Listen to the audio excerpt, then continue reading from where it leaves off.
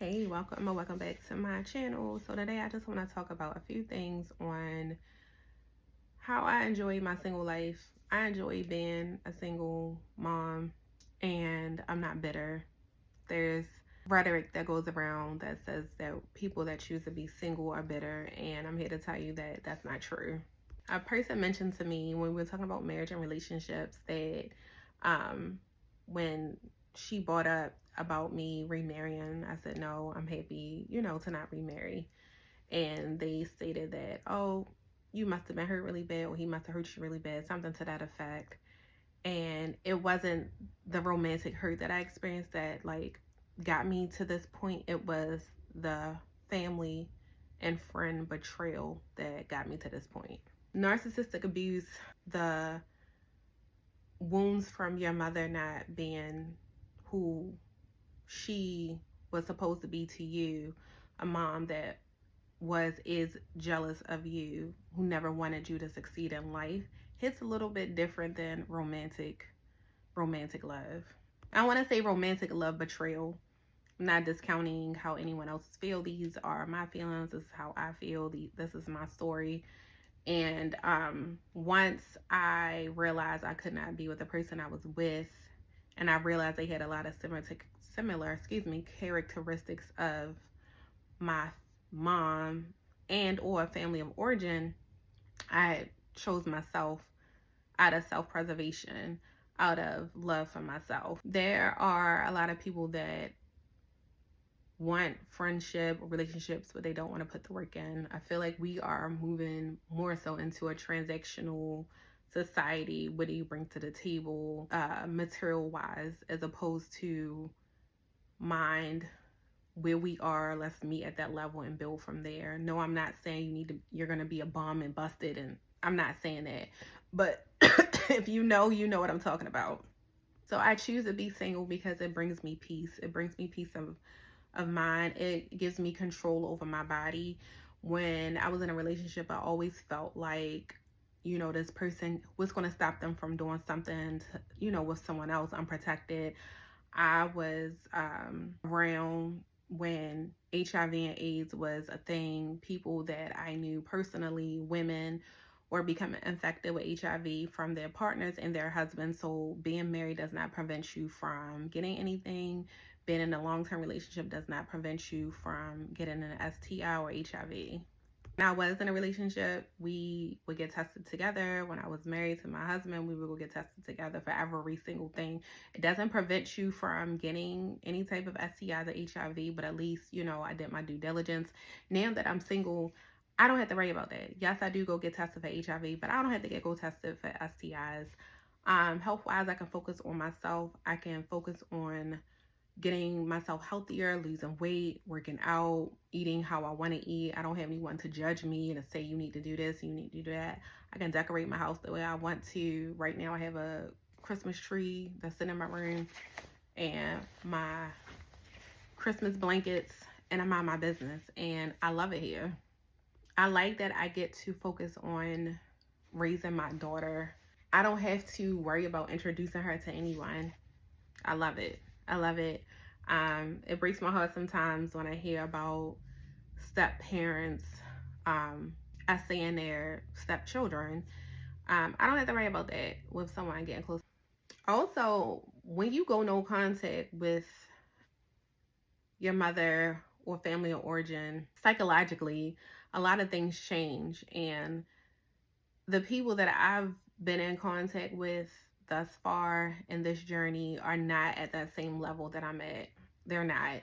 So it's hard for the people that I've met to even understand where I am.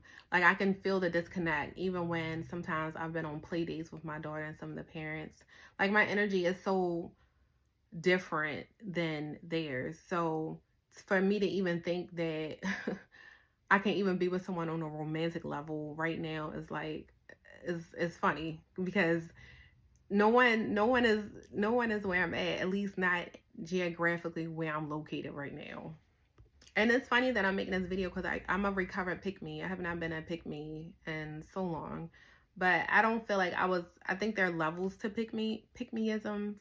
I'm not like the worst. I wasn't the worst pick me. Like I've had a friend before that would literally just we would hang out, and then as soon as she get into a relationship, I would be like a ghost. Like I would disappear. She wouldn't call me. We wouldn't hang out. Any of that stuff.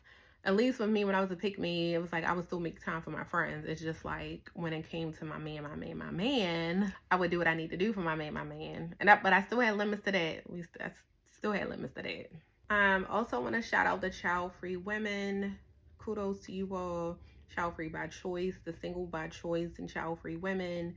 You know, it's your choice, and there's power in choosing yourself. I'm so happy. I'm so grateful for you all. I'm grateful that my daughter will have women like you all to see that it's okay to not have children. It's okay to not be in a relationship. When I grew up, I didn't have that. It was just like, you know, when you gonna have kids, or when you gonna get married, when you gonna have kids, when you gonna get married, and so forth and so forth. And it's like now the child-free women, single by choice women, y'all doing a damn thing, and I love y'all for that.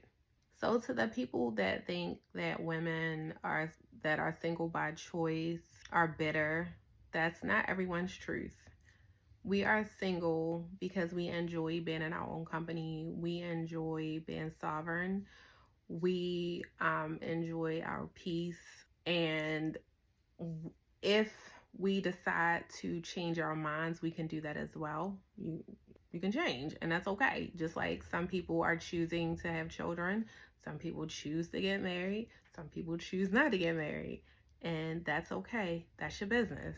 If I decide to date again, it definitely has to be with a person that has weathered the storms that I have, excuse me, and that can match my energy. I'm not going to say 100% because no one is going to meet all of your expectations when you're in a relationship or when you're dating.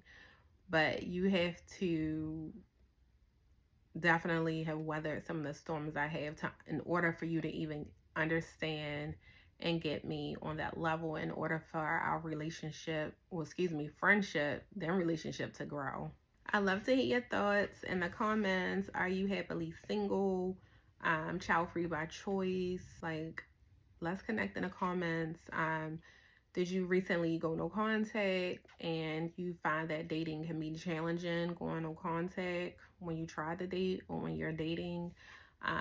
Or you just no contact, not dating, not doing it? Are you a single mom and no contact like myself, and you find that, you know, there aren't that many people out there that can relate? Honestly, I don't even think I've seen content on how going no contact and narcissism impacts your perspectives on dating and how you just choose to be single. Like, I know that was kind of like, nah, but yeah, I haven't even seen content on this. I would love to know your thoughts. Till then, be well.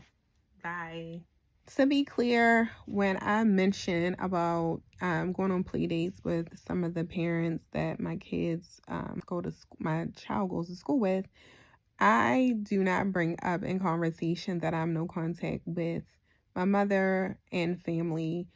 What I mean by that is because I've gone no contact with my family, my energy as a person has changed. So my energy shows up before I actually do. So I present differently to a lot of people that aren't on this journey and cannot relate to what I'm going through. So I'm not the person, when you first meet me, initially when I went no contact, I felt like I wanted to tell everybody. But now that I'm 4 or 5 years, and no, I don't. It's no one's business, and then people just judge, and I don't give a damn what they think. I don't give a F. Like, yeah. So that's all I wanted to add. I'm trying to think if there's something else I wanted to add. I also wanted to add that I'm a single mom that chooses not to date, and that was it.